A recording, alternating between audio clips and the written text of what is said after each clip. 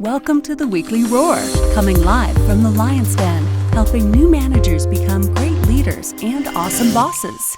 And now, here's your host, Greg Storch. Hey everyone, welcome back to the Lion's Den. This is the Weekly Roar! Well, ironically, as we start the month of July, we end this series today. That's right. Today is the last installment of recapping the lessons learned in leadership. For the past 4 months, I've been covering an overview of 2 lessons learned in leadership each week. And today, we're rolling the clock back to late March of this year to review lessons 25 and 26. I loved these lessons learned in leadership when I first presented them, but I wanted to go back and review them again because there were a lot of golden nuggets in that series. So I provided a Reader's Digest version of these lessons, 2 at a time, and I hope you've enjoyed it now that it's time to wrap it up.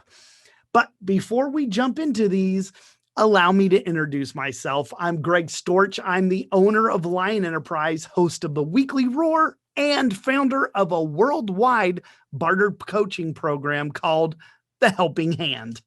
I'm a certified professional leadership coach and a certified leadership speaker and trainer. And as a friendly reminder, you can find all of these video resources on my website at lion-enterprise.com. Just look for the Lion's Pride Library and check them all out. All right. What do you say we get this party started and recap lesson number 25, which I titled Good Questions Can Create Great Success. Now, I kicked that lesson off at the end of March with a Tony Robbins quote because he said that successful people ask better questions, and as a result, they get better answers. The thing is that a lot of people, they don't like to ask questions because their egos won't let them, especially when they're serving in a leadership role. A leader's supposed to know the way, show the way, and go the way. But how do you think they know the way? Well, they know the way by asking the right questions. Having the ability to get over our egos and ask questions won't solve all of our problems, but what will help is when you learn to ask the right questions to the right people. Once you nail down the art of the question by asking the right questions of the right people, you'll start to see you're getting the right answers. We only get answers to the questions we ask, and that's what separates the successful from the unsuccessful.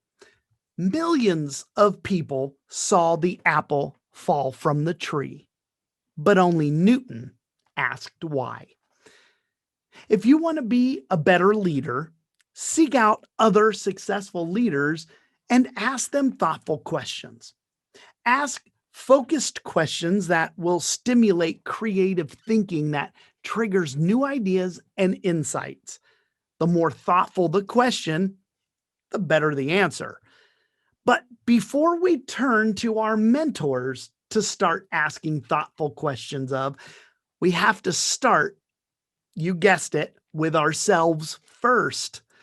Gaining clarity for ourselves first helps us gain clarity for later when it's time to turn to those mentors. And during that weekly roar, I provided several questions that we can ask ourselves that will help us get back on track in leadership as well as our own personal growth. Let's go over those again today so I can refresh your memory. Now, when it comes to leadership, we have to continuously fill ourselves up so we can give to others. You know, we can't pour from an empty cup. And that's why having a personal growth plan is so important. So that was the first question we should be asking ourselves, and that's whether or not we're investing in ourselves. What we're doing here is a pulse check on our personal growth. See, good leaders invest in themselves so they can give to others. When we learn more, we become better leaders, and that helps us to develop better leaders too. So be sure to check yourself on your personal growth by asking how you're investing in you. Then the second question that I gave you to ask yourself was, why are you leading other people? That one serves as a pulse check on your motives. See, leadership isn't easy. It's a huge responsibility. So we should ask ourselves whether or not we genuinely care for others, because if not, we shouldn't be leading. See, at the end of the day, we should be leading because we want to help others. That becomes easier when we take a genuine interest in people. When we build relationships with those we lead, learn about their hopes and their dreams, and focus on helping them reach their potential, we become much less likely to violate their trust in us. So, the second question to ask yourself is all about your motives for leading. Then, the third question I gave that day is directly related to passion. The question was whether you're doing what you love to do. One thing I know is true, and that is that we'll never fulfill our destiny by doing something we hate doing. When you feel like you may be getting in a rut or you're running out of steam, stop and ask yourself if you still love what you're doing. It's a good way to check your passion. Leaders who continue to work outside of their passion zone risk the excellence in their work, and they jeopardize their integrity, because without passion being present, the temptation to compromise the wrong things and take shortcuts will suddenly appear. Now, I speak a lot about the importance of our tribe. It's important that we're spending our time with the right people. When you ask yourself whether or not you're spending your time with the right people, you really get to the heart of the relationship question. It's a super important question to ask yourself, because people can usually trace their success and their failures to the relationships that they have in their lives. So find the right people and ask them the right questions if you want to keep growing professionally and personally. Okay, here was another question that I gave you to ask yourself, and that was whether or not you're working in your strength zone. It's critical that leaders work in their strength zone in order to be and remain effective. Good leaders build upon the foundation of the things they do well, their strengths, not on the things they can't do well. So, know what you do well and go with it. And don't forget to ask yourself, am I staying in my strength zone? You know, what we do today matters. The secret to our success lies in what we do each day. So when it comes to success, we need to ask ourselves whether or not we're taking care of today. That was the last question that I shared that day in the lion's den. When we focus on today and do what's required, then we're preparing for tomorrow. If we don't take care of today, then we'll be spending tomorrow fixing the mistakes of yesterday, right? Makes sense. So if you continue to ask yourself if you're taking care of today, then you'll be able to stay on course. Correct things quickly when you veer off course, and you can create a better tomorrow. You'll never change your life until you change something you do daily. So Those were the 6 questions that you can ask yourself. Now, here they are one more time. When it comes to your growth, ask yourself whether or not you're investing in you.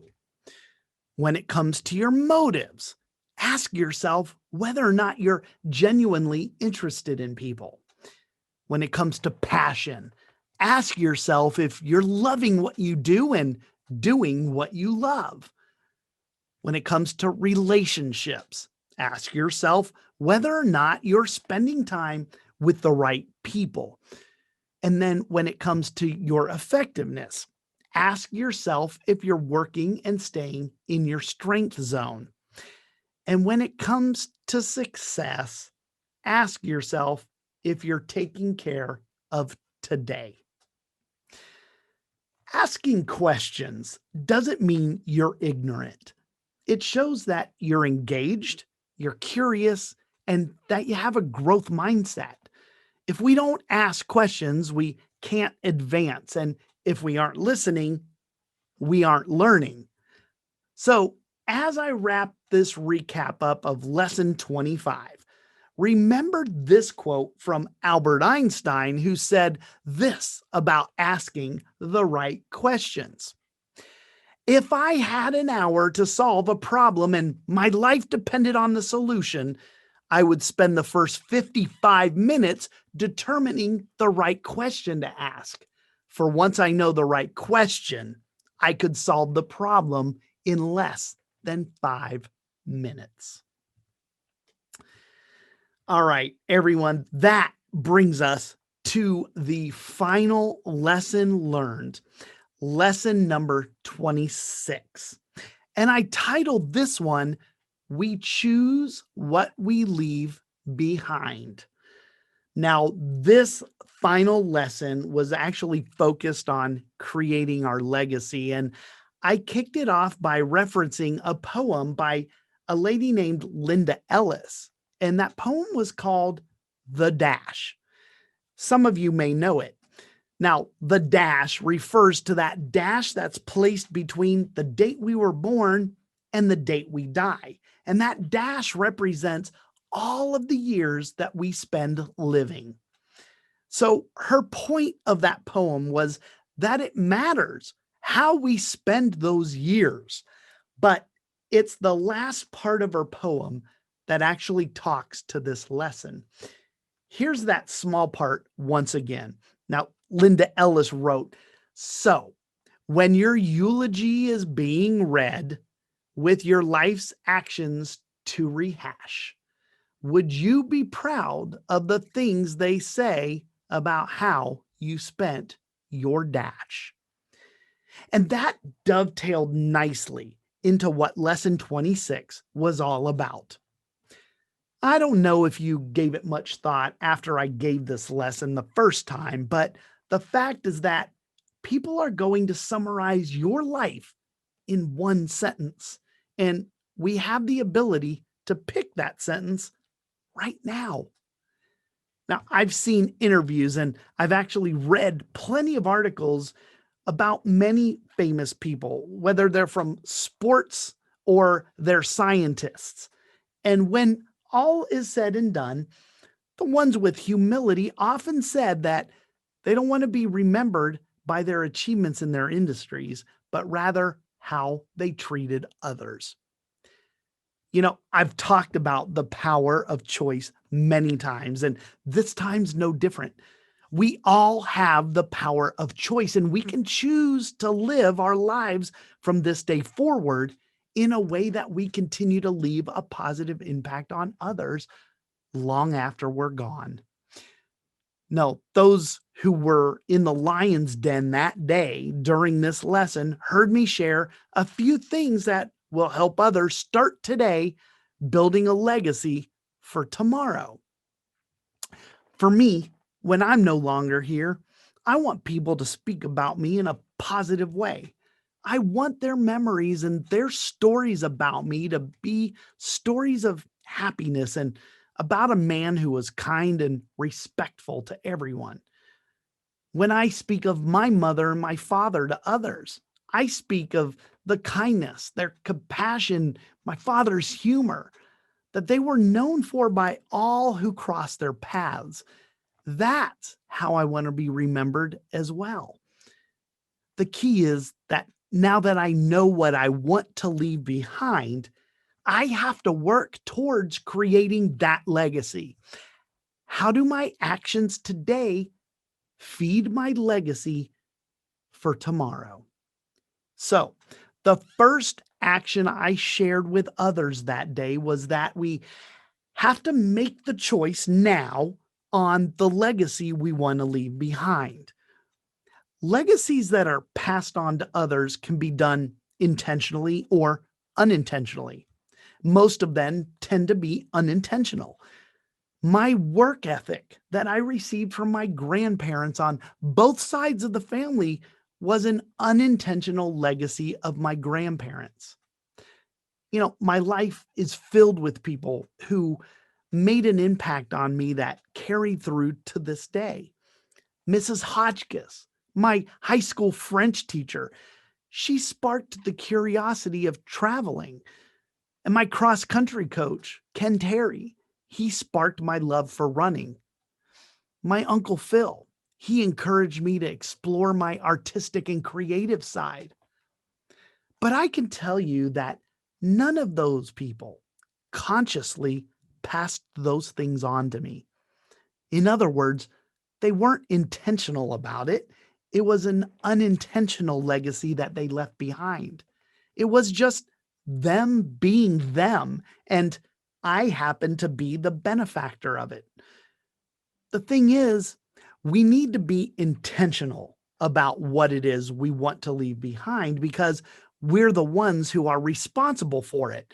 Nobody else is going to take the responsibility to create our legacy for us.